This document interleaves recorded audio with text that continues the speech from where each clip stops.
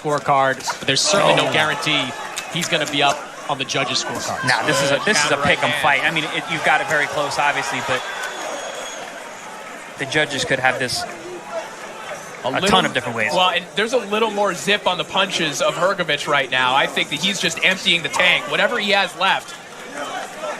Hrgović showing some urgency here in the final round. And as he should, Corey. This is it. This is the end of the fight. This is the last 90 seconds. This is do or die here. Well, and for a fighter who's concerned about whether fighters want to fight him or not, he knows that this mandatory position is crucial for him in terms of getting big fights. Yeah, because if you're the IBF mandatory, you can look around, take tune-up type fights, easy fights, because eventually you will get that title shot. One thing about the IBF, they follow their rules. They will eventually give you a title shot if you're the mandatory challenger. About whether fighters want to fight him or not, he knows. Good shot to the body there from Hrgović. Hrgović just sinking that right hand to the stomach of Zhang. And Zhang looks for that big right hook again. Zhang has fought this round like someone that believes he's ahead on the scorecards. I agree. And that was not the right decision. Or perhaps like someone who just doesn't have anything left in the tank. It's one of the two. But it is not the best looking round for Zhilei Zhang. Hrgović is having a great round. Been dominant, been throwing combinations, moving well. Good right hand over the top.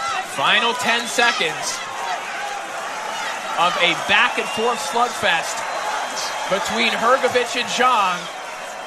And both men will slump to their corner.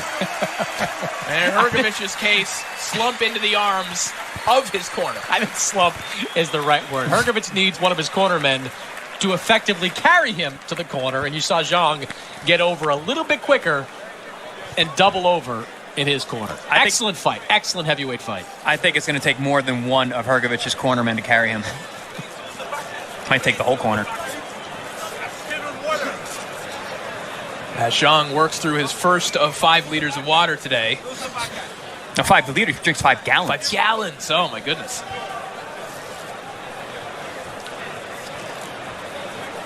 Again, a truly fascinating fight between Zhang and Hrgović as we take a look back at some of the action from the final round. Very fun, high-level heavyweight scrap that we got here. I mean, the ebbs and flows in terms of who's landing the bigger shots, who had the energy levels throughout was very interesting, very fun to watch.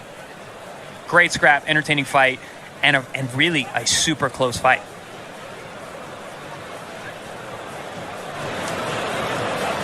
We'll see what the judges have to say on the outcome of this fight. But remember that first round. That was a round that Filip Hrgović looked like he was winning comfortably. Zhang hit him with a big shot, put him down. 10-8 round for Zhang instead of what would have been 10-9 for Filip Hrgović. Big swing. Big swing. Will that be the difference? Will it be the big swing for the big bang as both men drape themselves in the colors of their country as we await the judge's decision?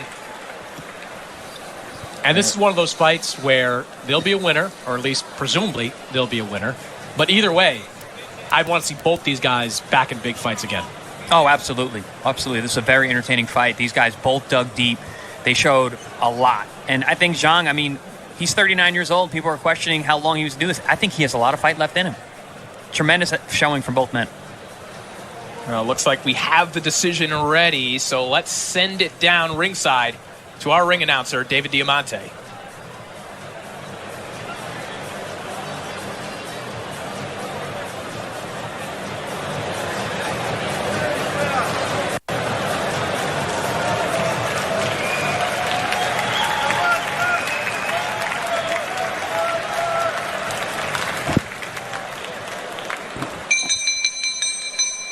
Ladies and gentlemen, after 12 rounds here in Jeddah, Saudi Arabia, we go to the judges' score totals. Leszek, Yankovic, and Robin Taylor both scored this bout 115 to 112. Pablo Cardini scored this contest 114 to 113. All three for your winner by unanimous decision. He's still undefeated And the winner of the IBF Heavyweight World Title Eliminator, Philip El Animal Hrgović. So Philip Hrgović pulls out a razor-thin unanimous decision, and certainly, guys, this will be a fight that will be debated scorecard-wise for a little while. Yeah, you hear some boos there from the crowd. My biggest issue is 115, 112 twice in favor of Hrgović. That includes a knockdown in the first round in favor of Zhilei Zhang. That's too wide. 114, 113 in favor of Hrgović, I have no problem with. I scored it the other way for Zhilei Zhang, but 115, 112, not really a fight I was watching. So Philip Hrgović remains on the track that he hoped he would be on, and now becomes the mandatory challenger within the IBF. But still an impressive showing from Zhilei Zhang. And you know what? I know Derek Chisora said maybe he's not interested if Zhang loses this fight, but I wouldn't have any problem with watching Chisora and Zhang after this. Oh, no, that's a fun fight. That can make that happen. Now, Derek Chisora's made it clear he's a money-weight fighter now. Money-weight. And there still is money involved in Zhilei Zhang, especially if you take a fight to the Chinese shores. And this was a very entertaining fight. Zhang really showed his class in this fight, so I don't know how much. He's not going to take that much of a hit in terms of his earning ability after this.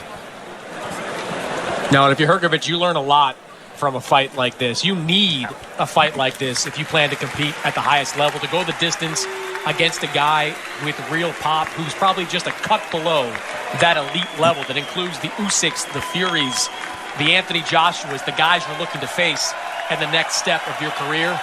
It's be a great experience for Philip Hrgović.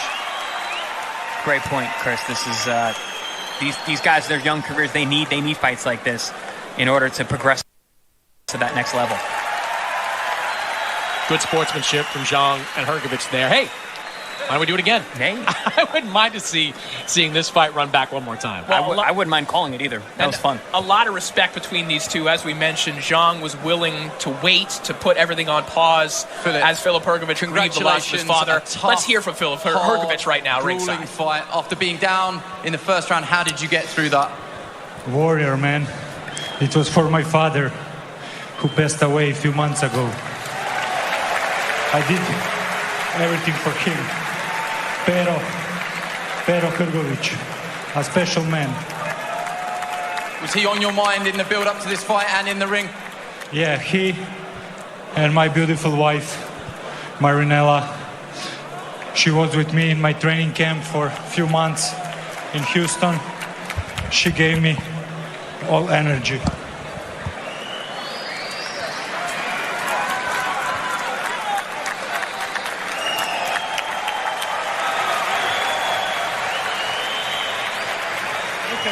Look at her. Come on. Look at her. How beautiful is she? She's an angel. Guys, be careful. It was a close fight. You could see that their team was not happy with the result. What did you make of it? It's not down to the fighters to score the fight, but did you think that you had won at the final bell? Yeah. It was a very close fight. I was losing the fight, but in the later rounds, I pushed myself and gave everything, and gave him some huge shots. Last 6 rounds, he was just standing there, you know. And the knockdown, I wasn't hurt at all, you know. I would just sleep on his first feet, lead feet, and lose the balance. I wasn't hurt at all. But to be honest, he surprised me. He's better than I thought he is. So he gave me a tough fight. And it was really close fight, but I think I won. Well done. Thank you. Thank you. So a charming post-fight interview there from Philip Hrgović as we take a look back at what was a very entertaining heavyweight battle. Great scrap back and forth throughout. The ebbs and flows in this fight is going to make this a modern-day classic. I mean, super close. Whether you believe you agree with the scorecards or not, this was a fantastic fight, a great performance by both men. There's not really even much to say. You just have to watch the action. Yeah, you got a good look at that cut that opened up early in the fight, right on the scalp of Filip Hrgović. That was a deep cut. I haven't seen a cut in that area before. It basically was split about an inch or two wide. But Hrgović, to his credit, overcame it, overcame the blood, overcame the pain, picked up the biggest win of his career. Huge step forward in his career for sure. Looking forward to seeing what's next for him. Well, coming up on DAZN, August 27th, KSI will be in the ring twice against Swarms and then against Pineda, twice in one night. KSI debuts the DAZN X Series. On September 17th, it is the trilogy, Canelo versus Triple G3, September 17th, live on DAZN pay-per-view. And on October 8th, they were born rivals. Chris Eubank Jr. will do battle with Conor Benn live from the O2 in London.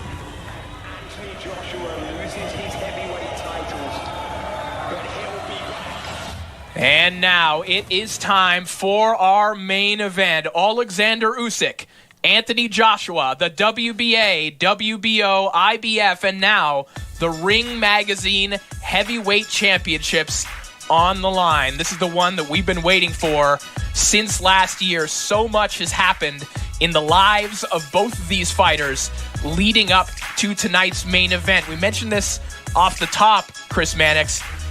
Very seldom do you find fights that have more storylines to extract from than the one we're about to watch. No, very few, if any, at least in recent memory. You've got OLEKSANDR USYK fresh off winning 3 versions of the heavyweight title, and almost immediately he finds himself and his family in a literal war situation. When Russia invaded Ukraine, Usyk decided to stay.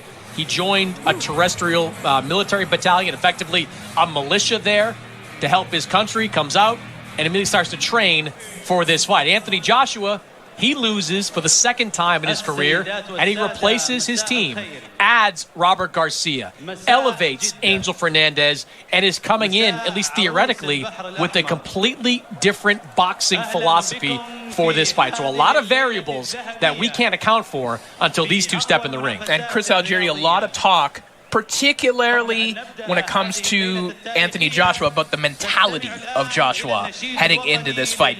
Different things coming from Joshua, who says, I don't have a confidence issue. Robert Garcia saying, we do need to build his confidence coming into this fight. Yeah, absolutely. I think I said this at the top. Technically, Joshua has everything he needs in order to win this fight, in order to beat OLEKSANDR USYK, to retain his titles. But does he have it psychologically? Does he have it inside? Does he have the spirit to dig deep where he needs to figure out how to defeat the Ukrainian? All right, let's send it down ringside for the national anthem of Saudi Arabia.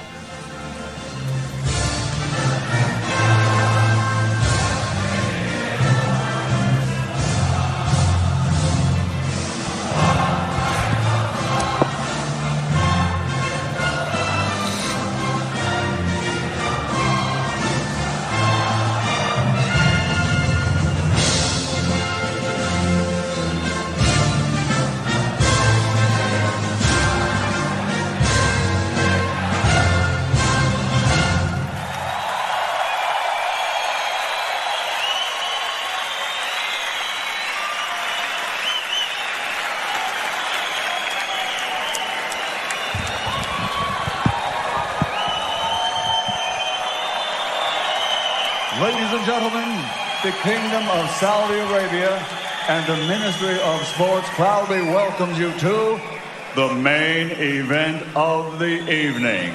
Are you ready? Let's get this party started!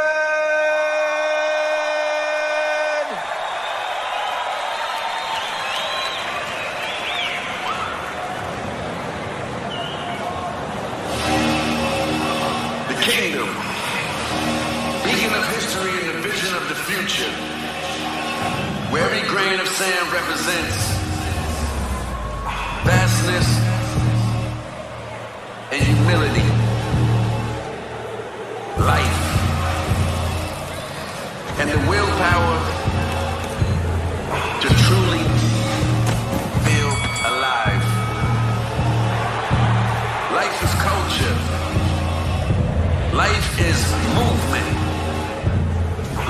is making the unimaginable a reality.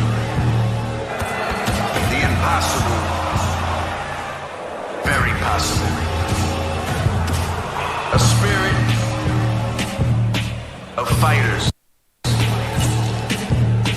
The fighting spirit. No stranger to the Red Sea, where the greatest have walked and the great still fight. History made by legends, bringing us all here tonight. Tonight we celebrate willpower and strength. Joshua and USYK, and the vision led by a champion. To get this very moment, a moment the world has never seen before, a kingdom of legends. Saudi, stand up.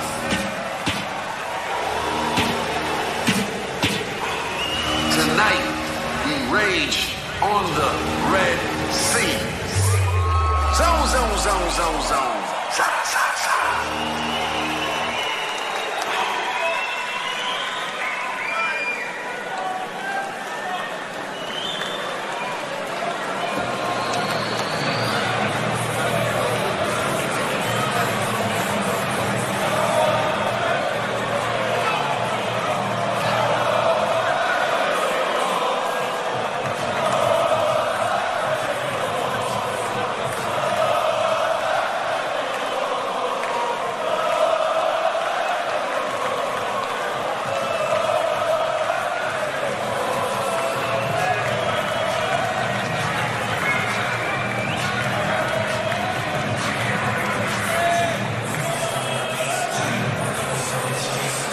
We are eagerly anticipating the ring walk of Anthony Joshua.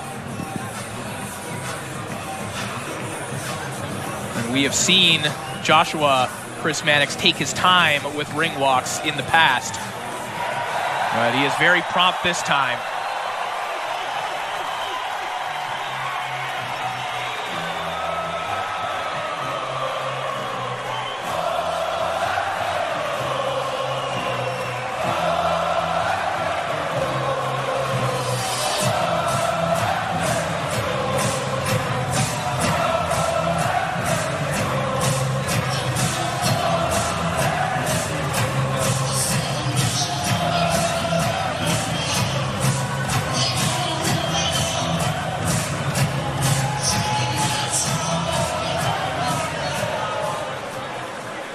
Ladies and gentlemen, now making his entrance to the ring, the challenger, AJ Anthony Joshua.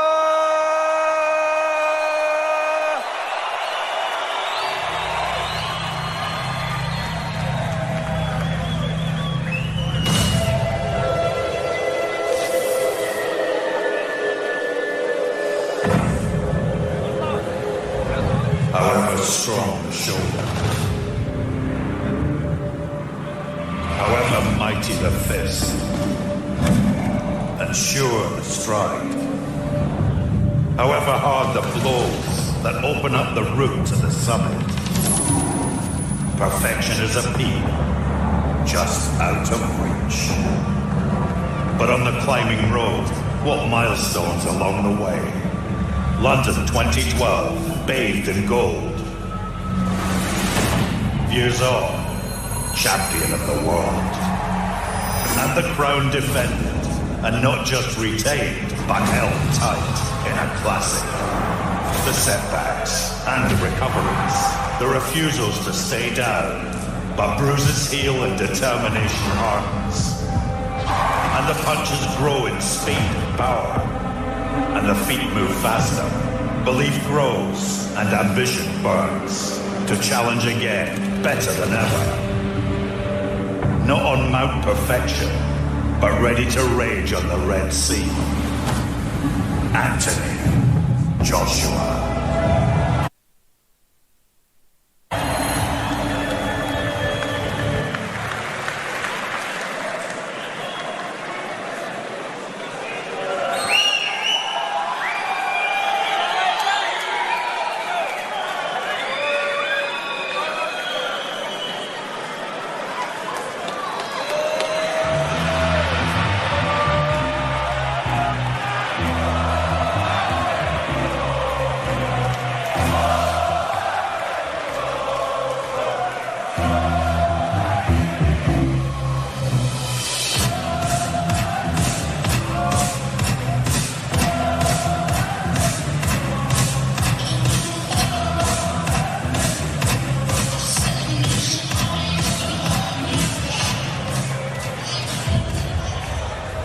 life. You can absorb almost anything if you are able to anticipate it and prepare psychologically to accept it. Believe it or not, the easy part about fighting. Discipline enables a person to do that which needs to be done, no matter how he feels with it. I don't believe in talent. You're going to have a lot of determination and willpower. That's all you need to do. You have to have the will to win.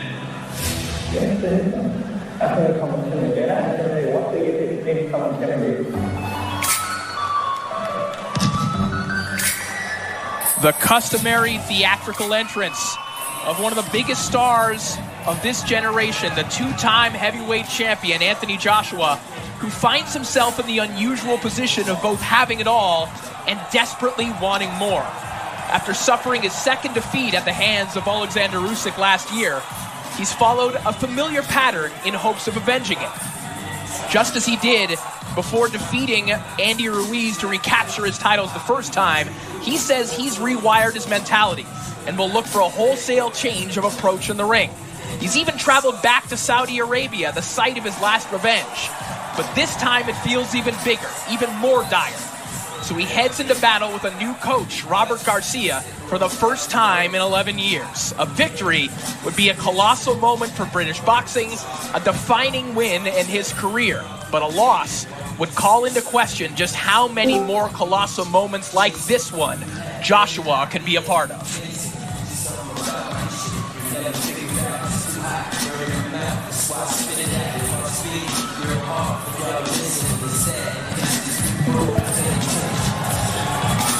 And here is the champion, Oleksandr Usyk, wearing the colors of freedom, as he describes it, the colors of his native Ukraine.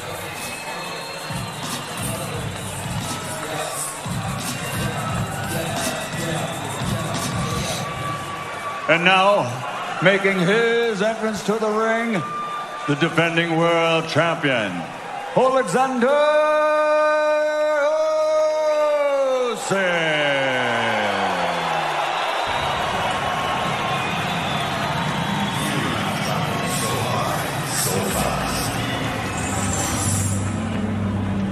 In the blink of an eye, from Olympic gold to world champion. And not just a champion at cruiserweight, but now, in older, wiser days, at heavyweight too. That night, a masterclass of skill and technique in a sport of pain.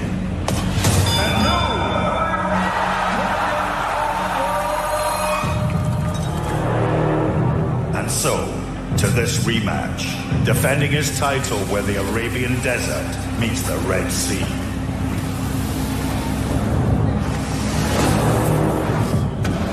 And not just a master craftsman in his small workspace.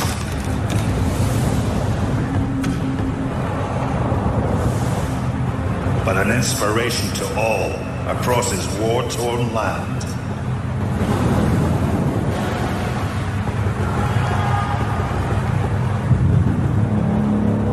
U is for Usyk. U are for Ukraine. Oleksandr Usyk.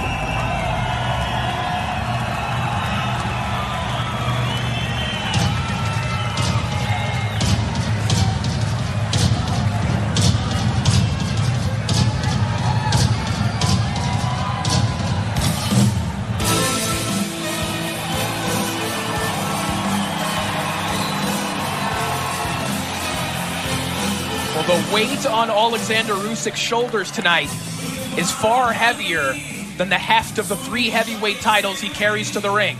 He fights with the weight of grief, of sadness, of concern, the weight of an entire country of Ukraine resting atop him. Usyk is already a first ballot Hall of Famer with a resume on par with any active boxer today. With a victory tonight, he could become the first man to hold the ring cruiserweight and heavyweight titles in his career. Everything about this moment is unprecedented for Usyk, both the circumstances he's fighting within and the accolades he's hoping to achieve. Earlier this week, Usyk said, "The one who does not compete does not live." everything that Usyk lives and stands for will be on display tonight.